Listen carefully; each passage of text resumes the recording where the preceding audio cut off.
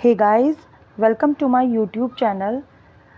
मैं आज आपके लिए साइंस में फ़िज़िक्स के क्वेश्चंस लाई हूँ और मैंने आज कंप्यूटर का एक छोटा सा सेशन भी अपलोड किया है, उसको भी ज़रूर से देखना बिकॉज़ आपके एग्ज़ाम में वो कहीं से भी क्वेश्चन पूछ रहा है, ठीक है। बट जो टॉपिक हमें पता है कि वो इनसे तो पूछ ही रहा है, तो एक बार पूरा रिवाइज़ कर लो, ठीक है। अब इसमें आपके क्वेश्चन होंगे कुछ 50 से 70 के लगभग क्वेश्चन है फ़िज़िक्स में, तो एक बार सारे सॉल्व करने से आपका रिविज़न हो जाएगा, ठीक है। तो जो न्यू स्टूडेंट है वो चैनल को सब्सक्राइब कर लेना। सबसे फर्स्ट क्वेश्चन है आपका, कौन एक सदिश राशि नहीं है, ये आपसे पूछा है, ठीक है। मतलब अदिश राशि पूछी हुई है, तो द्रव्यमान आपकी क्या है, अदिश राशि है, ठीक है। वेग, संवेग, त्वरण और कोणीय वेग, ये सब क्या है, ये सब आपकी सदिश राशि है, ठीक है।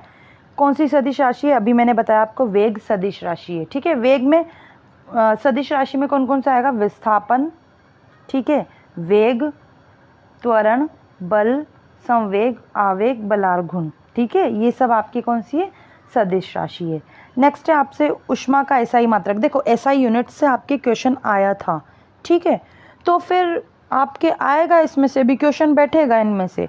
ऊष्मा किसका एसआई मात्रक है, जल्दी से बताओ, ऊष्मा किसका एसआई मात्रक है, तो ऊष्मा जूल का, ठीक है, जूल का एसआई मात्रक है। नेक्स्ट है कार्य का मात्रक, क्या है कार्य का मात्रक, कार्य का मात्रक भी जूल ही है। खाद्य ऊर्जा को हम किस इकाई में माप सकते हैं, किस इकाई में मापते हैं खाद्य ऊर्जा को, कैलोरी में। नेक्स्ट है आपका आवृत्ति का मात्रक पूछा है आपसे, आवृत्ति का मात्रक क्या होता है, हर्ट्स। नेक्स्ट है चुंबकीय क्षेत्र का मात्रक होता है, चुंबकीय क्षेत्र का मात्रक होता है टेस्ला। नेक्स्ट क्वेश्चन, क्यूरी किसकी इकाई है, क्यूरी से क्वेश्चन आया था आपके, देखो एनटीए पैटर्न क्वेश्चन पूछ रहा है साइंस से, तो रेडियो सक्रियता, क्यूरी किसकी इकाई है, रेडियो सक्रियता। प्रकाश वर्ष किसकी इकाई है, प्रकाश वर्ष, तो प्रकाश वर्ष आपकी दूरी की इकाई है। एक प्रकाश वर्ष किसके बराबर है, एक प्रकाश पर 9.46 मल्टीप्लाई 10⁻15, 9.46 मल्टीप्लाई 10⁻16 के बराबर है। नेक्स्ट आपका क्वेश्चन है, शून्य में स्वतंत्र रूप से गिरने वाली वस्तु को या का डैश, मतलब आपको बताना है गति समान है, वेग समान है, त्वरण समान है या फिर बल समान है आपका, तो इसमें आपका आंसर होगा त्वरण समान है। जब शून्य से स्वतंत्र रूप से गिरने वाली वस्तु है तो उसका त्वरण क्या रहता है, समान रहता है। एक समान वृत्तीय गति में क्या होता है निम्न में से, ये आपको बताना है। तो एक समान वृत्तीय गति में चाल अचर और वेग चर होते हैं। नेक्स्ट है रॉकेट का ऊपर जाना किस सिद्धांत पे कार्य करता है, रॉकेट का ऊपर जाना, तो ये ऑब्वियसली संवेग संरक्षण के सिद्धांत पे कार्य करता है। और न्यूटन का लॉ पूछ ले कौन सा लगता है रॉकेट में, या आप मुझे कमेंट बॉक्स में बताओगे, चलो मैं यही बता देती हूँ, थर्ड वाला। वस्तु की मात्रा बदलने पर अपरिवर्तित रहता है, आयतन, भार, द्रव्यमान या घनत्व। तो जब वस्तु की मात्रा बदलेगी तो घनत्व अपरिवर्तित रहेगा, ठीक है, आयतन तो चेंज होगा ही सही। नेक्स्ट क्वेश्चन है आपका, न्यूटन की गति का प्रथम नियम कहलाता है, तो न्यूटन की गति का प्रथम नियम क्या कहलाता है, उसका प्रथम नियम आपका कहलाता है जड़त्व का नियम। जल में तैरना न्यूटन की गति के किस नियम के कारण संभव है, जल में तैरना किस नियम के कारण संभव है, तो ये है आपके तृतीय नियम के कारण, ठीक है। पृथ्वी के तल का पलायन वेग है, पृथ्वी के तल का पलायन वेग है 11.2, याद कर लेना, ये क्वेश्चन पूछा जाता है, 11.2 पृथ्वी के तल का पलायन वेग। नेक्स्ट आपका चाबी भरी गाड़ी में कौन सी ऊर्जा होती है, तो चाबी भरी गाड़ी में आपकी स्थितिज ऊर्जा होती है। झूला झूलती कोई लड़की अगर खड़ी हो जाए तो दोलन का आवर्तकाल क्या रहेगा, कम हो जाता है, ठीक है, कब वो खड़ी हो जाती है तो धीरे धीरे होने लग जाता है फिर झूला। गहराई बढ़ने पर द्रव का दाब क्या होगा, बढ़ता है, गहराई बढ़ेगी दाब बढ़ेगा। बर्फ पर स्केटिंग करना प्रदर्शित करता है कि दाब बढ़ाने पे बर्फ का गलनांक घटता है। नेक्स्ट है आपका, ऊंचाई पर चढ़ता हुआ व्यक्ति आगे की ओर क्यों झुक जाता है, क्यों झुक जाता है ऊंचाई पर चढ़ता व्यक्ति, स्थायित्व बढ़ाने के लिए। जब भी हम ऊंचाई पहाड़ों वगैरह पे चढ़ते हैं तो आगे क्यों झुक जाते हैं ना, क्यों, तेज चलने के लिए बिल्कुल नहीं, फिसलन से बचने के लिए बिल्कुल नहीं, स्थायित्व बढ़ाने के लिए। देखो आप ऑप्शन के थ्रू भी जाना तो भी जल्दी हो जाएगा आपका। एक गिलास में पानी पर बर्फ तैर रही है, जब बर्फ पूर्णतः पिघल जाए तो पानी का तल क्या होगा? बर्फ पूर्णतः तो हम सोचते हैं कि पानी का तल बढ़ेगा, ऐसा कुछ नहीं है। पानी का तल अपरिवर्तित रहता है। पानी का घनत्व अधिकतम होता है, कितना होता है? 4 डिग्री सेल्सियस। वर्षा की बूंदें गोलाकार क्यों होती है? वर्षा की बूंदें गोलाकार क्यों होती है? सही, सतही तनाव के कारण। ठीक है, पृष्ठ तनाव भी बोल सकते हो आप इसको। नेक्स्ट क्वेश्चन है आपका, किसी वस्तु का ताप कितना सूचक है? तो उसके अणु की औसत गतिज ऊर्जा का। मानव शरीर का तापमान 98.6 डिग्री फ़ारेनहाइट होता है, तो सेल्सियस स्केल पे यह कितना होगा? तो सेल्सियस पे आपका 37 डिग्री सेल्सियस होगा। किस तापमान पर सेल्सियस और फ़ारेनहाइट तापमापियों के मान एक समान होते हैं? और ये क्वेश्चन बहुत पूछा जाता है। तो -40 डिग्री पर। ठीक है, सेल्सियस और फ़ारेनहाइट का तापमान समान रहता है। नेक्स्ट है, जल को 0 से 10 डिग्री सेल्सियस तक गर्म किए जाने पर इसका आयतन पहले घटता है और फिर बढ़ता है। 0 से 10 डिग्री तक गर्म किया तो पहले घटेगा फिर बढ़ेगा। न्यूनतम संभव तापमान है कितना है? -273 डिग्री सेल्सियस न्यूनतम संभव तापमान है। किसी झील की सतह का पानी जमा हुआ है, उस झील के अधः स्थल में जल का तापमान क्या होगा? तो जल का तापमान 4 डिग्री सी रहेगा। प्रेशर कुकर में खाना जल्दी पकता है, क्यों पकता है प्रेशर कुकर में खाना जल्दी? क्योंकि क्वथन अधिक ताप पर होने लगता है। नेक्स्ट है आपका, उबलते जल की अपेक्षा भाप में के जलने से अधिक कष्ट होता है, क्योंकि उबलते जल की अपेक्षा भाप की गुप्त ऊष्मा, आपने देखा हो जो रोटी फूलती है, अगर वो गलती से कहीं से फट जाती है तो उसके में जो भाप निकलती है ना, उससे बहुत ज़्यादा आपको जलन होगी। ठीक है, बहुत ज़्यादा जल जाएगा आपका। तो इसका आंसर है क्योंकि गुप्त ऊष्मा क्या होती है? अधिक होती है उसमें। नेक्स्ट है, किसकी विशिष्ट ऊष्मा सबसे अधिक है? किसकी निम्न में से पानी की विशिष्ट ऊष्मा सबसे अधिक है? यदि गैस का आयतन स्थिर बनाए रखा जाए तो ताप के बढ़ने पर गैस का दाब बढ़ेगा। ताप बढ़ेगा तो गैस का दाब क्या होता है? बढ़ता है। थर्मस फ्लास्क में ऊष्मा का क्षय रोका जा सकता है, कैसे रोका जा सकता है? विकिरण से। चलो नेक्स्ट स्टेप हमारा 70-80 क्वेश्चन होंगे, ज़्यादा नहीं है आपके। ठीक है, इससे आपका पूरा रिवाइज हो जाएगा। निम्नलिखित द्रवों में कौन सा ऊष्मा का बहुत अच्छा चालक है? तो कौन सा है? पारा। पारा ऊष्मा का बहुत अच्छा चालक है। अच्छे उत्सर्जक अच्छे अवशोषक होते हैं, यह नियम किसका है? तो ये किरचॉफ का नियम है। कौन ऊष्मा का सबसे अच्छा सुचालक है? आश्रित पानी। ध्वनि की चाल अधिकतम किसमें होती है? तो ध्वनि की चाल अधिकतम आपकी होगी किसमें? ठोस में। ठीक है। डेसिबल। डेसिबल किसके मापने के लिए प्रयोग में लिया जाता है? तो डेसिबल जब भी आ जाए, बिना आंख बंद करके आपको क्या लगाना है? ध्वनि। तो वातावरण में ध्वनि के लिए डेसिबल। और ये क्वेश्चन आपका आई थिंक स्टेनो में आया था, डेसिबल से रिलेटेड। वायु में ध्वनि का वेग क्या होता है? ताप के बढ़ने में से बढ़ता है। वायु में ध्वनि की चाल कितनी होती है? वायु में ध्वनि की चाल होगी 332 मीटर पर सेकेंड। स्त्रियों की आवाज़ पुरुषों की आवाज़ से कारण से पतली होती है, किस कारण से पतली होती है? स्त्रियों की ध्वनि का तारत्व पुरुषों से अधिक होता है। ठीक है, जिससे उनकी आवाज़ पतली होती है।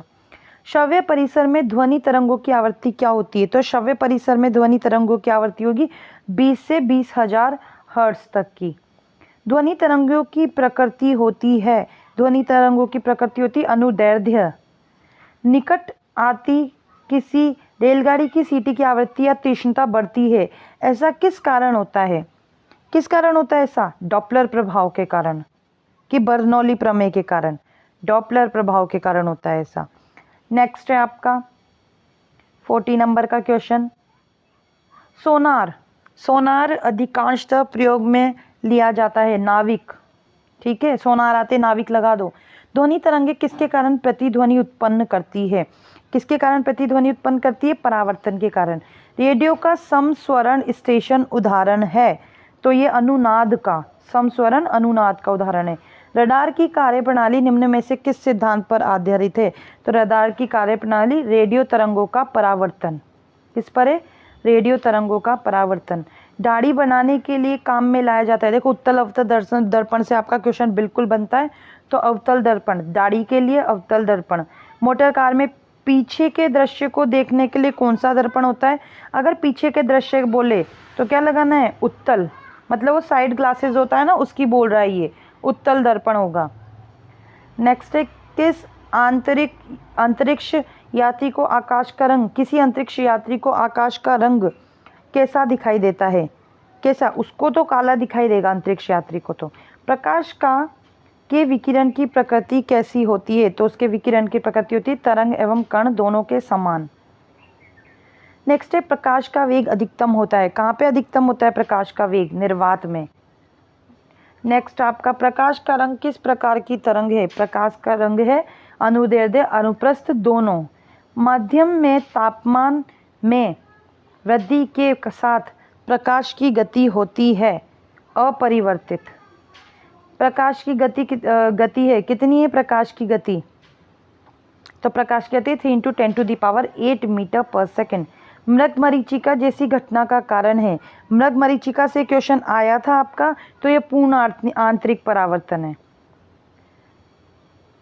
नेक्स्ट क्वेश्चन है आपका, आकाश का रंग किस कारण से नीला दिखाई देता है?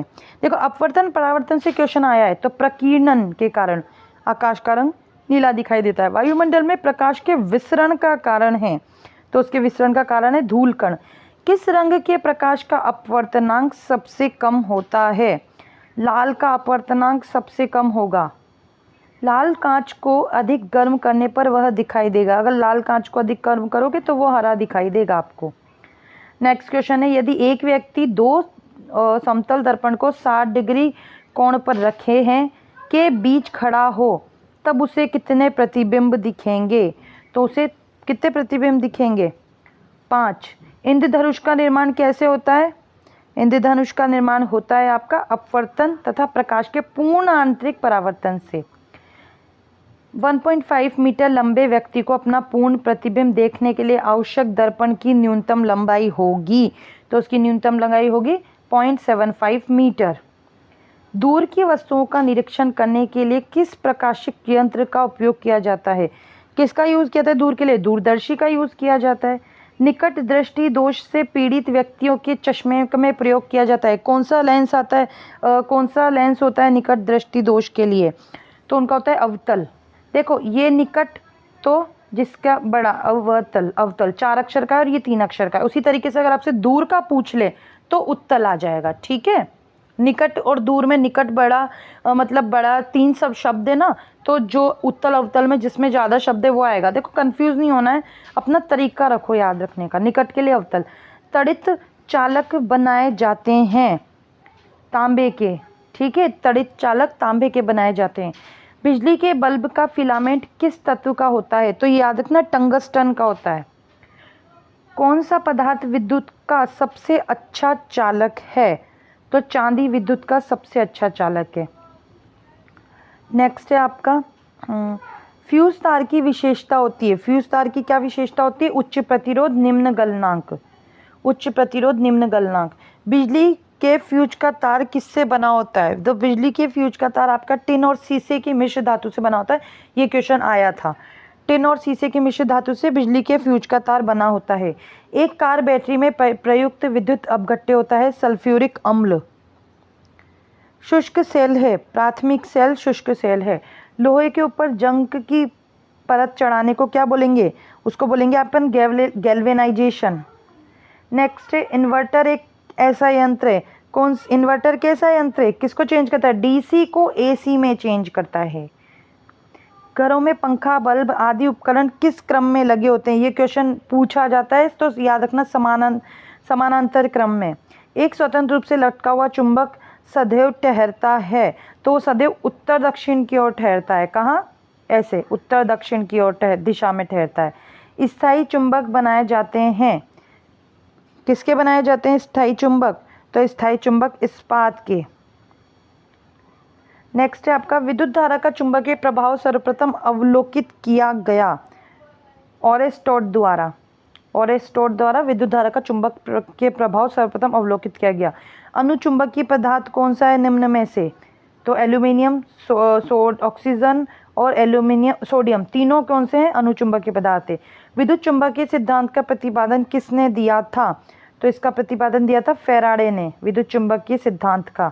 अस्थायी चुंबक बनाने के लिए प्रयोग, देखो ये क्वेश्चंस आते हैं, विद्युत चुंबकीय, विद्युत प्रेरण, ये किसने दिया था? चुंबकीय सिद्धांत तो फैराडे ने दिया था। अस्थायी चुंबक बनाने के लिए किसका प्रयोग किया जाता है? नरम लोहे का।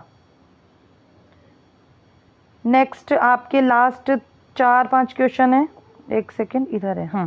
वोल्टता को घटाने व बढ़ाने में प्रयुक्त किया जाता है, किसका यूज करते हैं वोल्टता को घटाने और बढ़ाने में? ट्रांसफॉर्मर का। संधारित्र मतलब कैपेसिटर का मुख्य कार्य क्या होता है? आवेशों का संचय। किसी चुंबक की आकर्षण शक्ति सबसे अधिक कहाँ होती है?